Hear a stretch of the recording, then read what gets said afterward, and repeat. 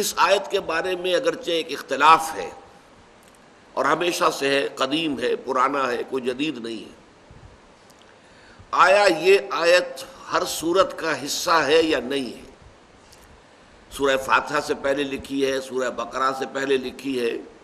قرآن مجید کی 114 صورتوں میں سے صرف ایک صورت ایسی ہے جس کے شروع میں آیت بسم اللہ نہیں لکھی جاتی، اور وہ سورہ توبہ ہے۔ باقی 113 صورتوں کے شروع میں لکھی ہوئی موجود ہے۔ لیکن آیا یہ ان صورتوں کا حصہ ہے یا نہیں؟ اس ضمن میں مدینہ منورہ، بصرہ اور شام کے جو قرات ہیں، قاری حضرات، اساتذہ قرات، ان کی رائے یہ ہے کہ یہ کسی صورت کا حصہ نہیں ہے، بلکہ صرف بطور علامت، فصل کے طور پر، کہ یہاں سے ایک نئی صورت شروع ہو رہی ہے، یا ان دو صورتوں کے مابین یہ ایک نشانی ہے فصل کی، اس کے طور پر درج ہے۔ اور یہ آیت قرآن مجید میں صرف سورۃ النمل میں آئی ہے، جس کی کہ میں نے ابھی تلاوت کی، کہ حضرت سلیمان علیہ السلام نے جو خط لکھا تھا ملکہ سبا کو، وہ شروع اس طرح ہوا تھا، انہ من سلیمان، یہ خط سلیمان کی طرف سے ہے علیہ الصلاۃ والسلام، وانہ بسم اللہ الرحمن الرحیم، اور اس کا آغاز ہے اللہ کے نام سے کہ جو رحمان اور رحیم ہے۔ صرف یہ مقام ہے قرآن مجید میں سورۃ النمل کی آیت نمبر 30 کہ جس میں یہ قرآن مجید کے متن کا حصہ ہے۔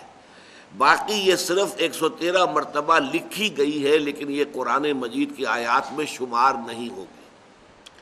اس کے برعکس رائے ہے، یہ رائے جو ہے، جو میں نے عرض کیا کہ مدینہ منورہ اور بصرہ اور شام کے قراء کی ہے، یہی رائے جو ہے امام ابو حنیفہ کی ہے رحمۃ اللہ علیہ۔ اس کے برعکس ایک رائے ہے کہ یہ ہر سورت کا ایک جز ہے، اس کا لازمی حصہ ہے، اور اس میں شمار بھی کی جائے گی۔ یعنی جب سورہ فاتحہ پڑھیں گے تو بسم اللہ الرحمن الرحیم آیت نمبر 1 ہو گئی، الحمدللہ رب العالمین آیت نمبر 2 شمار ہوگی۔ یہ دوسری رائے ہے کہ جو کوفے کے قراء جو تھے ان کی رائے ہے، اور یہ مکہ مکرمہ کے قراء کی رائے بھی ہے، اور کوفے کی رائے ہے، اور یہی رائے امام شافعی کی ہے رحمۃ اللہ علیہ۔ اب اس سے دو نتیجے نکلتے ہیں۔ ایک تو صرف علمی طور پر کہ قرآن مجید کی آیات کی تعداد کے ضمن میں بہت بڑا فرق واقع ہو جائے گا۔ 113 کا فرق تو یہی ہو گیا، آیا 113 مرتبہ آیت بسم اللہ شمار کی جائے گی یا نہیں کی جائے گی؟ کریں گے تو 113 تعداد بڑھ جائے گی، نہیں کریں گے تو گھٹ جائے گی۔ اور دوسرا فرق جو ہے عملی پیدا ہوتا ہے وہ نماز کے اندر، کہ جب امام شروع کرتا ہے جہری قرات، تو جو امام ابو حنیفہ کے پیروکار ہیں یا مدینہ منورہ اور بصرہ اور شام کے جو قراء ہیں ان کے پیروکار ہیں، وہ آیت بسم اللہ جو ہے وہ خاموشی سے پڑھتے ہیں۔ جہری قرات شروع ہوتی ہے الحمدللہ رب العالمین، اس لیے کہ ان کی رائے میں سورہ فاتحہ شروع وہاں سے ہوتی ہے، آیت بسم اللہ سورہ فاتحہ کا جز نہیں ہے۔ لیکن ہمارے ہاں جو شافعی حضرات ہیں، اور شوافع ہمارے ہاں اتنے زیادہ نہیں ہے، لیکن ان کے یوں سمجھیے کہ انہی کے مسلک پر اس اعتبار سے اس معاملے میں اہل حدیث حضرات ہیں، وہ جب جہری قرات شروع کرتے ہیں تو بسم اللہ الرحمن الرحیم کو بھی بلند آواز کے ساتھ ادا کرتے ہیں، پھر یہ کہ الحمدللہ رب العالمین۔ تو یہ ایک عملی فرق بھی واقع ہو جاتا ہے نماز کی ادائیگی میں، جبکہ نماز باجماعت ادا کی جا رہی ہو تو جہری رکعت کے اندر قرات کا آغاز آیت بسم اللہ سے ہوگا یا الحمدللہ رب العالمین سے ہوگا۔ اس کی بنیاد اس اختلاف پر ہے جو میں نے آپ کو بتا دی۔ یہ آیت جو ہے اپنے مفہوم کے اعتبار سے بڑی قدیم ہے، اس لیے میں نے آپ کو سورہ ہود کی آیت سنائی ہے کہ جب حضرت نوح علیہ السلام کو اللہ نے حکم دیا کشتی بناؤ اور اہل ایمان کو اس میں سوار کر لو، اور پھر جب طوفان آیا اور وہ کشتی نے جو ہے اپنا سفر شروع کیا تو کہا گیا قالا، کہا انہوں نے ارکبوا فیہا، اے اہل ایمان اب اس میں سوار ہو جاؤ، بسم اللہ مجریہا و مرساہا، اللہ ہی کے نام سے ہے اس کا چلنا بھی اور اس کا لنگر انداز ہونا بھی، جب بھی وہ لنگر انداز ہوگی تب وہ اللہ ہی کے نام سے ہوگی۔ اور اسی طرح جیسا کہ میں نے آپ کو بتا دیا سورہ نمل میں حضرت سلیمان نے خط لکھا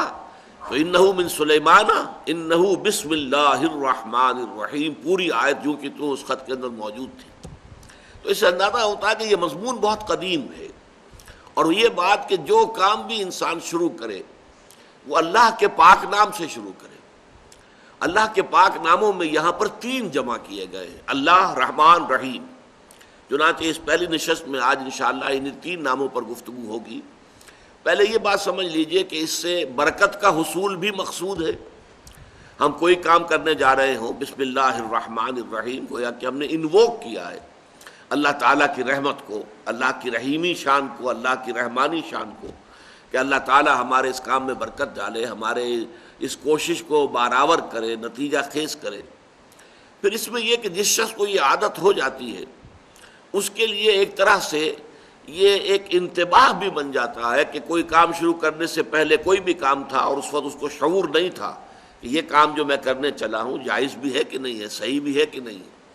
لیکن جب کہے گا بسم اللہ الرحمن الرحیم تو اچانک چونک جائے گا کہ میں جو یہ کام کرنے چلا ہوں یہ تو اس اللہ کے حکم کے منافی ہے، یہ تو در حقیقت حرام ہے، ناجائز ہے، لہذا اس پر تو بسم اللہ الرحمن الرحیم گویا کہ بالکل اس کی متضاد کی حیثیت رکھتی ہے۔ تو یہ ایک جو ہے ایک سیلف وارننگ کا کام بھی اس آیت مبارکہ دیتی ہے کہ آدمی جب اس کو پڑھے تو یہ ایک شعور اس کے اندر پیدا ہو جائے، وہ ذرا سوچ لے، نگاہ باز گشت ڈال لے ذرا کہ جو ارادہ میں نے کیا ہے، جو کام کرنے کا میں نے فیصلہ کیا ہے، جس کا میں آغاز کرنے چلا ہوں، وہ صحیح بھی ہے یا نہیں،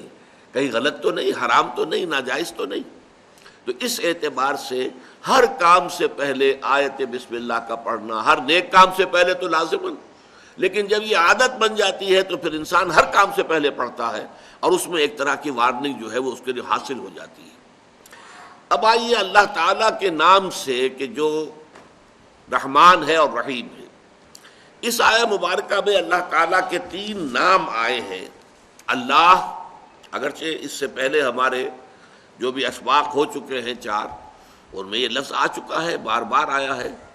لیکن میں نے اس کی وضاحت جو ہے اس کو اپنے ذہن میں مؤخر کیا ہوا تھا اسی درس کے لیے کہ آیت بسم اللہ کا درس ہوگا